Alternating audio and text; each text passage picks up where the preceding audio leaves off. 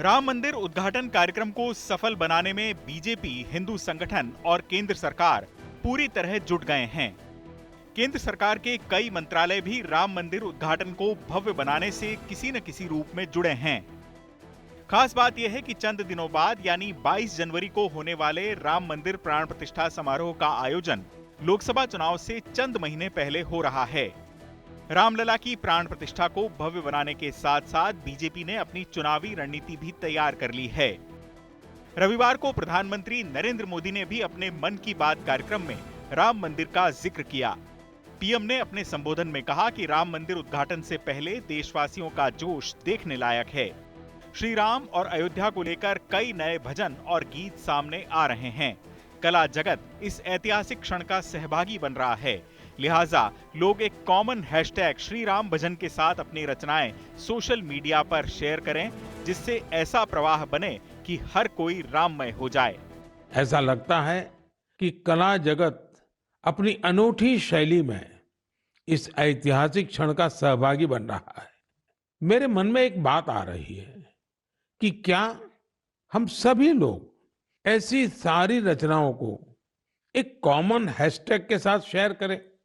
मेरा आपसे अनुरोध है कि हैशटैग श्री राम भजन के साथ आप अपनी रचनाओं को सोशल मीडिया पर शेयर करें। ये संकलन भावों का, भक्ति का ऐसा प्रवाह बनेगा जिसमें हर कोई राममय हो जाएगा। यानी प्रधानमंत्री मोदी भी पूरे देश को राममय बनाना चाहते हैं। पिछले दिनों दिल्ली में बीजेपी पदाधिकारियों की बैठक में अमित शाह ने भी राम मंदिर आयोजन को बड़े पैमाने पर सफल बनाने की अपील की थी। सूत्रों के मुताबिक इस बैठक में शाह ने पार्टी नेताओं से कहा कि आगामी लोकसभा चुनाव से पहले सरकार के कामों को उजागर करना है और पार्टी को भारी अंतर से चुनाव जिताना है। इतनी बड़ी जीत हासिल करनी है कि विपक्ष को हमारे सामने खड़े होने से पहले 10 बार सोचना पड़े। आइए हम आपको बताते हैं कि राम मंदिर के आयोजन के साथ साथ बीजेपी की चुनावी प्लानिंग क्या है। पार्टी ने माइक्रो लेवल पर एक अभियान बनाया है जिसमें सभी 543 लोकसभा सीटें उसके मिशन 2024 में शामिल है। बीजेपी देश भर में राम मंदिर निर्माण पर एक बुकलेट जारी करने वाली है। इसमें अयोध्या आंदोलन के शुरुआती दिनों से लेकर राम मंदिर निर्माण में पार्टी की भूमिका का उल्लेख होगा। साथ ही मंदिर निर्माण में आने वाली अड़चनों का जिक्र भी किया जाएगा। जाहिर है निशाने पर कांग्रेस समेत विपक्षी दल हो सकते हैं। प्राण प्रतिष्ठा कार्यक्रम के साथ ही बूथ स्तर पर दिए जलाने के कार्यक्रमों की योजना भी बनाई गई है। देश के तमाम छोटे बड़े मंदिरों में भी रामलला की प्राण प्रतिष्ठा की धूम रहेगी, जिससे निचले स्तर तक जनता को जोड़ा जाएगा। पूरे मिशन में बीजेपी के सहयोगी वीएचपी और आरएसएस जैसे हिंदू संगठन घर घर जाकर अक्षत वितरण कार्यक्रम भी आयोजित करने जा रहे हैं। देश भर में विशेष प्रार्थना सभाएं भी आयोजित कराई जाएंगी। इतना ही नहीं, हाल ही में हुए विधानसभा चुनाव में बीजेपी ने मुफ्त अयोध्या धाम की यात्रा कराने जैसे वादे किए थे। अब प्राण प्रतिष्ठा समारोह के फौरन बाद से ही ये सिलसिला शुरू हो जाएगा, जिसमें सभी 543 लोकसभा सीटों से करीब 2.5 करोड़ लोगों को रामलला के दर्शन करवाने की योजना है। ये कार्यक्रम लगभग 3 महीने तक चलेगा, यानी ठीक उस समय तक जब लोकसभा चुनाव से जुड़ा घमासान अपने चरम पर होगा। बिहार में लालू और नीतीश की जातिगत राजनीति का तोड़ भी बीजेपी निकाल रही है। पार्टी ने बिहार में 20 दिन तक चलने वाली लव कुश यात्रा की योजना बनाई है। बिहार में लव और कुश का इस्तेमाल कुर्मी और कुशवाहा जातियों के लिए होता है, जो खुद को लव और कुश का वंशज मानती हैं। लोकसभा चुनाव से ठीक पहले राम मंदिर के आयोजन से विपक्ष का असहज होना लाजमी है।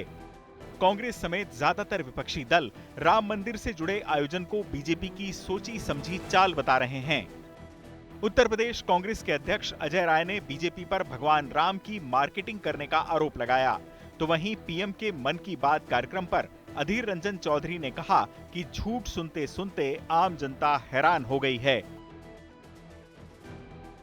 पहले भी कह चुका हूं कि ये पूरी तरीके से भगवान ये राम मंदिर का पूरी मार्केटिंग कर रहे हैं। भगवान हमारे आस्था के केंद्र और आज एक नई परंपरा इन लोगों ने डाली कि मंदिर के शिलान्यास में भी निमंत्रण भेजा जाता है। मैं तो नहीं समझता भगवान के दर्शन करने के लिए या भगवान के स्थान पे जाने के लिए कोई निमंत्रण भेजा जाता है। तो हमारे यहाँ ये हिंदू धर्म में ये पूरी तरीके से कहा जाता है कि जब भगवान चाहते हैं तो बुलाकर दर्शन दे देते हैं।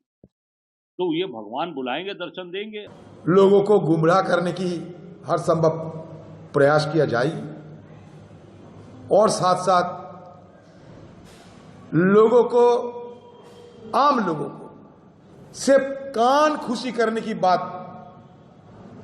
कही जाएगी। सिर्फ और सिर्फ कान खुशी करने की बात कही जाएगी। यही हो जो हुआ मोदी जी की मन की बात। मन की बात की महाभारत सुनते सुनते इतने साल गुजार चुके हैं, आम लोगों को जेब खाली हो चुके हैं। एक तरफ विपक्ष जहां सीट शेयरिंग पर समझौते में आ रही दिक्कतों से परेशान है, वहीं लोकसभा चुनाव से पहले राम मंदिर का समारोह उसके सियासी समीकरण बिगाड़ने वाला आयोजन बनकर सामने आया है। इधर बीजेपी राम मंदिर की जगमग के बीच नए मतदाताओं को पार्टी से जोड़ने की रणनीति पर भी काम कर रही है। नए मतदाताओं के लिए बड़े पैमाने पर अभियान चलाया जाएगा। बीजेपी जल्द ही नए मतदाताओं का एक सम्मेलन भी बुला सकती है, जिसको प्रधानमंत्री नरेंद्र मोदी भी संबोधित कर सकते हैं।